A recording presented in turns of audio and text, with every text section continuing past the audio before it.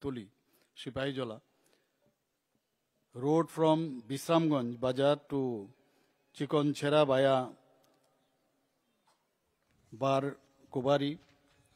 School building at Latia Chera High School, circuit house building, additional classroom and boundary wall of Chorilam High Secondary School.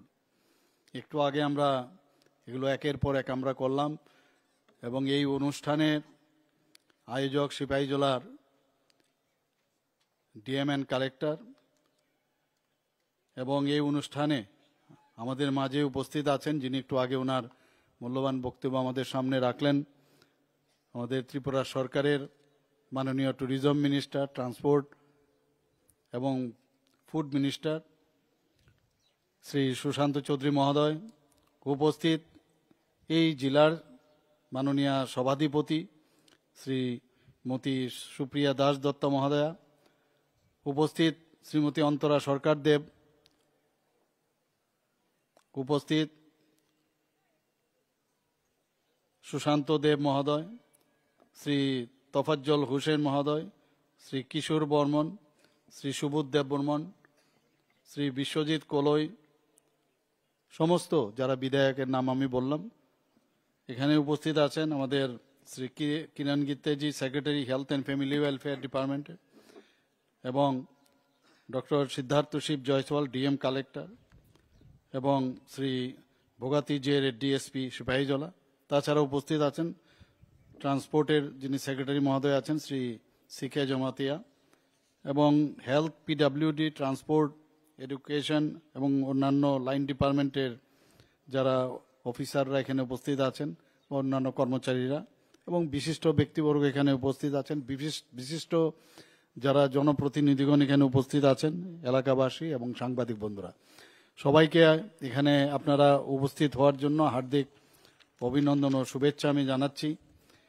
অত্যন্ত আনন্দের বিষয় আমি বলবো যে এইরকম একটা উন্নয়নের যে আমাদের যশস্বী প্রধানমন্ত্রীজি নরেন্দ্র মোদীজি বারবার বলেন অ্যাক্ট ইস্ট পলিসির মাধ্যমে বলছেন যদি অষ্টলক্ষ্মীও নাম দিয়েছেন আমাদের যে 8টা আমাদের যে নর্থ ইস্টের স্টেট আছে সেই 8টা স্টেটের যদি ডেভেলপমেন্ট না হয় তো ভারতবর্ষ ডেভেলপ হবে না এখানে যিনি অ্যানাউন্স করছিলেন উনি বলছিলেন যে জেলা প্রতিটা জেলাও যদি ডেভেলপ না হয় তাহলে ত্রিপুরা স্টেটও ডেভেলপ করবে না তো আমরা সেই দিশায় আমরা কাজ করছি প্রতিনিয়ত মাননীয় মন্ত্রী বাহাদুর বলেছেন যে স্কাই ইজ দ্য লিমিট অন্তহীন ডেভেলপমেন্ট মাননীয় প্রধানমন্ত্রীজি এবার ওনার যে লাস্ট যে 15 অগস্টের ভাষণে উনি বলেছেন যে infrastructure development is of living এর যে বিষয় উনি কিন্তু খুব ভালো করে এটার মধ্যে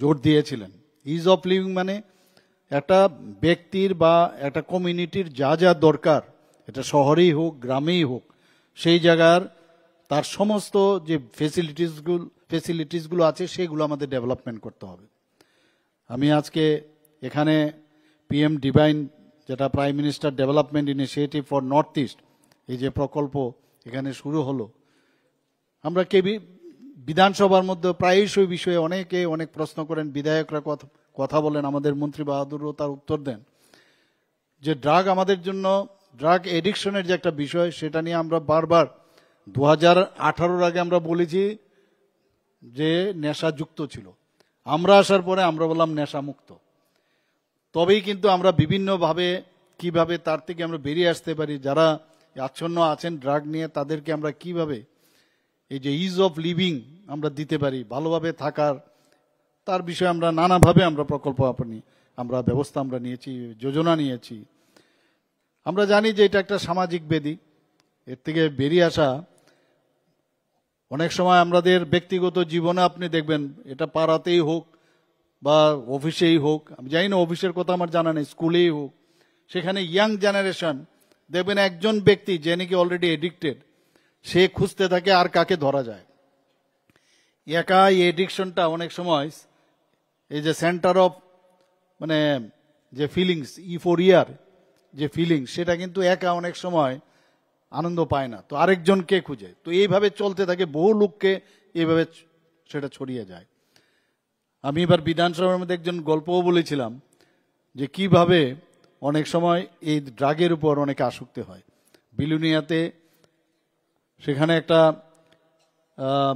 ফুটবল মাঠ, সেটাকে সিনথেটিক যে টার্ফ যে ফুটবল গ্রাউন্ড, সেটার ইনোগ্রেশনে করতে গিয়েছিলাম। সেখানে একটা ছেলে, সে যখন হাফ টাইমের সময় সে বলল কি যে I was a very good student. অনেকে বলে, বিরোধীরা অনেক সময় বলে যে এই ড্রাগস যে আছে সেটা যেহেতু এখানে চাকরি নেই, চাকরির কারণে অনেকে ড্রাগসের পেছনে ঘুরে এবং ড্রাগসে এডিক্টেড হয়। কিন্তু আমি একটা উদাহরণ আপনাকে দিচ্ছি, বিধানসভায় এবার বলেছি যে ওই যে ব্যক্তি, ও বলছে I belong to a very well to do family, আমি একটা ভালো ফ্যামিলির থেকে আমি বিলং করি, and I was a very good student as well as I was a very good food player. কিন্তু আমি সবসময় এটা আমার সেন্টার অফ অ্যাট্রাকশনের একটা সবসময় একটা ফিলিংস আমার কাছে থাকতো যে আমি যেখানে যাব আমি আমাকে সব মানুষ আমাকে দেখুক। তার জন্য এই নেশার উপর তার এটা মানে আকৃষ্ট হতো। সেটা খেলে নিজেকে মনে করতো কীরকম, বুঝতেই পারছেন, খাওয়ার পরে তো যা খুশি বলা যায়। তো এতে করেও কিন্তু নেশা আস্তে আস্তে অনেককে নেশার আচ্ছন্ন করে। তো শুধু একমাত্র এরকম না যে যারা মানে চাকরি পাচ্ছে না, ফ্রাস্ট্রেশনে ভুগছে, সেটা হয়তোবা আছে, কিন্তু এইগুলোর দিকে তো আমরা দেখছি। কিন্তু আমরা দেখেছি স্কুল কলেজে অনেকের মধ্যে কিন্তু এই ধরনের লোককে আইডেন্টিফাই করা ইজ ভেরি ইম্পর্টেন্ট। আমি অনেক জায়গায় অ্যাওয়ারনেস প্রোগ্রাম হয়, সেখানে আমাদের স্কুল কলেজের যারা টিচাররা আছেন তাদেরকেও আমরা বলি আপনারা আইডেন্টিফাই করুন কতজন অ্যাবসেন্ট কেন হচ্ছে, যারা অ্যাবসেন্টই তাদের আইডেন্টিফাই করুন কেন হচ্ছে, তাদের গার্জিয়ানকে ডাকুন। পাড়ার মধ্যেও আমরা নিজেদেরকে নিয়ে আমরা ব্যস্ত থাকি, মহল্লাতে আমরা যখন থাকি নিজেদেরকে নিয়ে আমরা ব্যস্ত থাকি, কিন্তু আমাদেরও দায়িত্ব আলটিমেটলি। এটা কিন্তু আগুন যেমন বাড়ির পাশে যখন আগুন লাগে, আমি যদি মনে করি এর বাড়িতে লেগেছে আমার এখানে কিচ্ছু হবে না, তাহলে কিন্তু আমরা মূর্খের স্বর্গে বাস করি। আমাদেরও ভাবতে হবে এই আগুন আমার এখানে, এক্স্যাক্টলি সেম ওয়ে যে ড্রাগ এডিকশন যে হচ্ছে সেটা আস্তে আস্তে করে আমার বাড়িতেও ঢুকতে পারে, সমাজের সব জায়গার মধ্যে ঢুকতে পারে। আমাদের দায়িত্ব সেটা বর্তায়, আমরা সেটা করি না। আমরা করি না, যখন এক্সট্রিম হয় তখন এটা নিয়ে আমরা হইচই করি। তো সমস্ত জায়গার মধ্যে আমাদের ত্রিপুরাতে কিন্তু ক্লাব কালচার আছে, ওয়েস্ট বেঙ্গল এবং ত্রিপুরাতে বহুদিন ধরে ক্লাব কালচার আছে।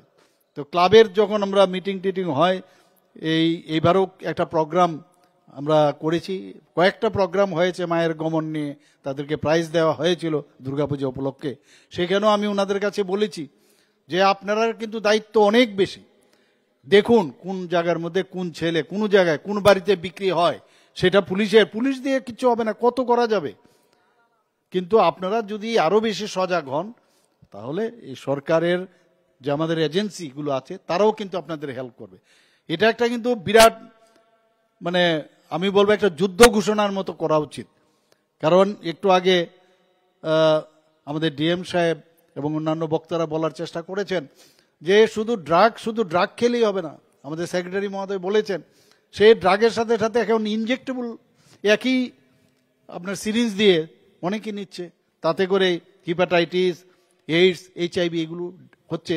তো একটার সাথে কত সমস্যা, মানে আমি বলবো যে এটা একটা খুন করার মতো অবস্থা হয়ে আমি বলবো।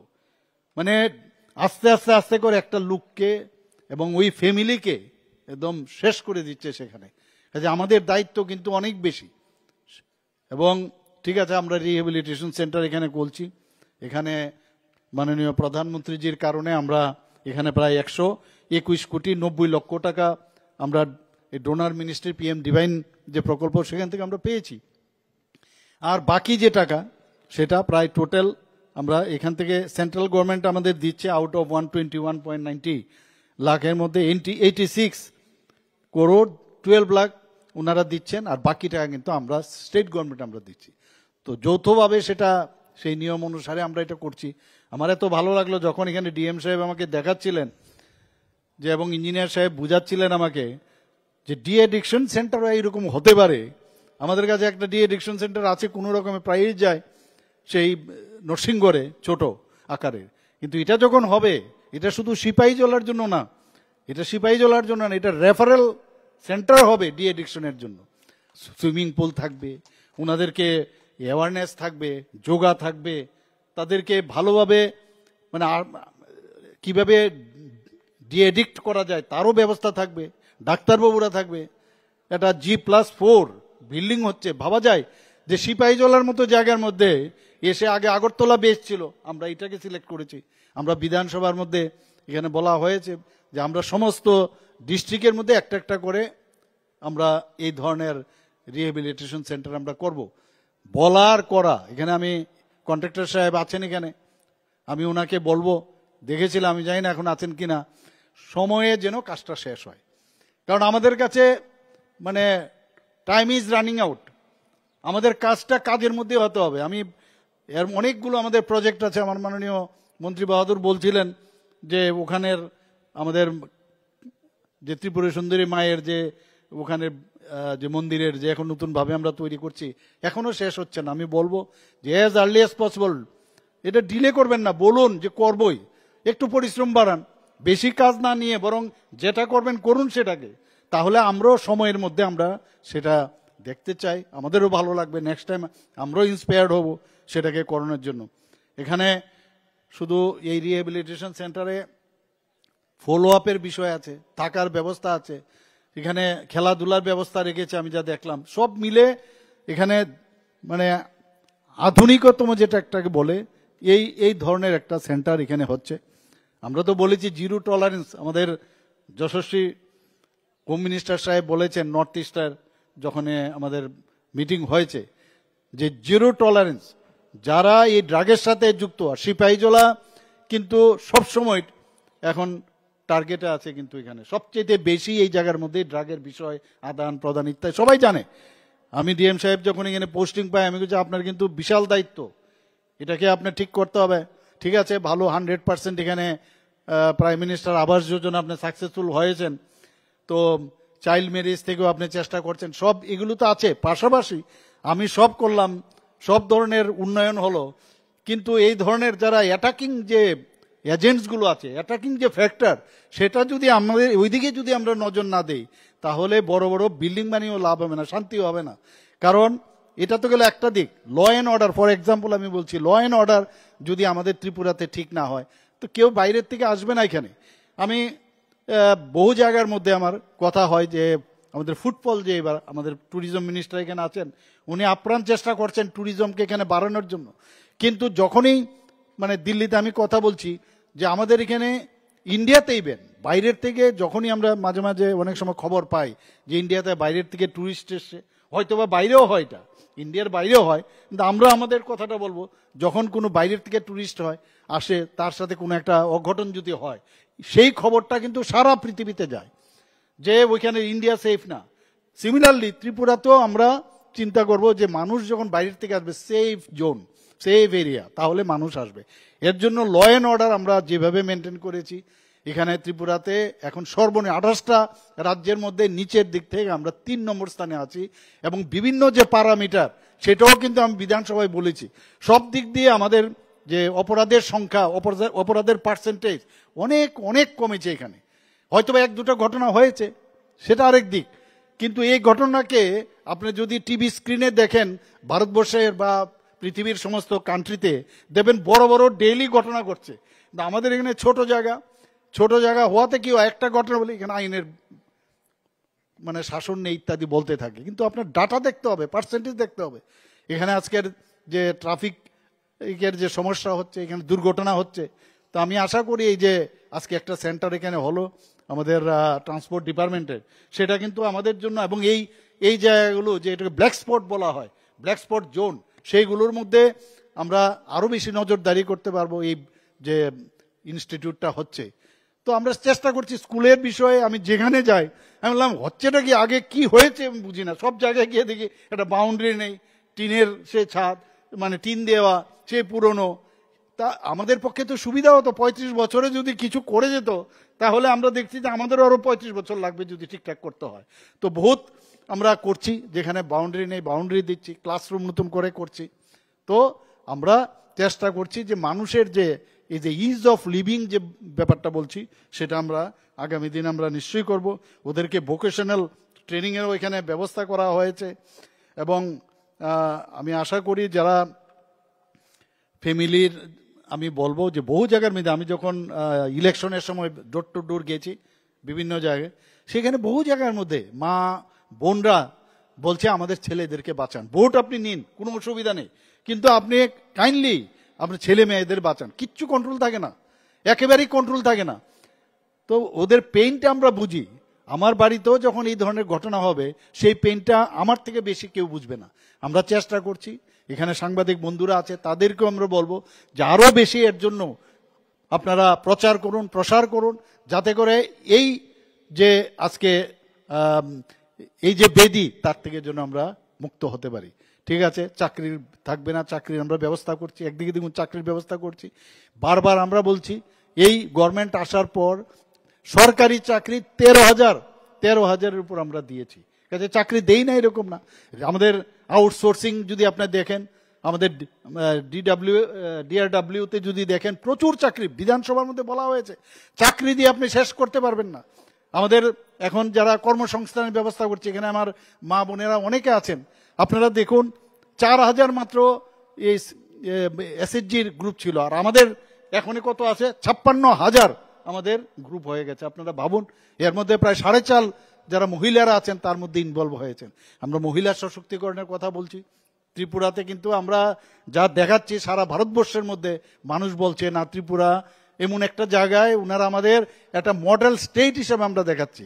রাস্তাঘাটের কথা বলেছেন, ন্যাশনাল হাইওয়ের কথা বলেছেন, ট্রেনের, আপনার যদি ট্রেনের কথা বলুন, এখানে তো বললাম 20টা ডোমের মতো, আমি নিজে কয়েকবার গেছি 20টা ডোমে বসার পরে আমি ফটো তুলে আমার কয়েকজন বন্ধুকে আমি পাঠিয়েছিলাম, দেখো আমরা কোন ট্রেনে আছি।